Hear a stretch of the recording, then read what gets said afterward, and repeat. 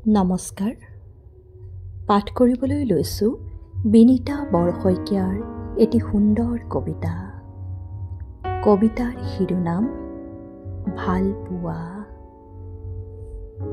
সিদিনা এজাক বৰষুণ দিছিল, এখিনি ভাল পোৱা জিৰকৈ নিগৰিছিল। চাওঁ, খিৰিকীৰ কাষত নবহিবাচোন, চিটিকনিবোৰে তোমাৰ দুগাল দিয়াব। এন্ধাৰ ৰঙী চুলিতাৰিত তৰা ফুল ফুলিব, ভাল পোৱাৰ বীজবোৰ আকৌ দুপতীয়া হ'ব। তুমি ভাল পোৱা পিয়লাটোত এৰি যোৱা স্বাক্ষৰ আজিও একেই আছে।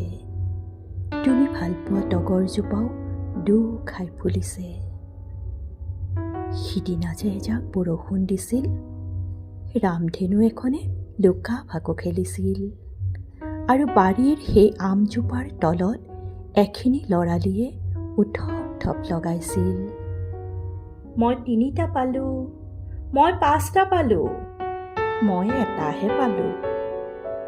ল এই 2টা, এতিয়া তোৰো 3টা, মোৰো 3টা। মই সমস্ত আকুলতাৰে আঁকি লৈছিলোঁ সেই নিষ্পাপ ছবিখন, তোমাক উপহাৰ দিবলৈ, এমুঠি সুগন্ধি বিয়পি থাকিবলৈ। ধন্যবাদ।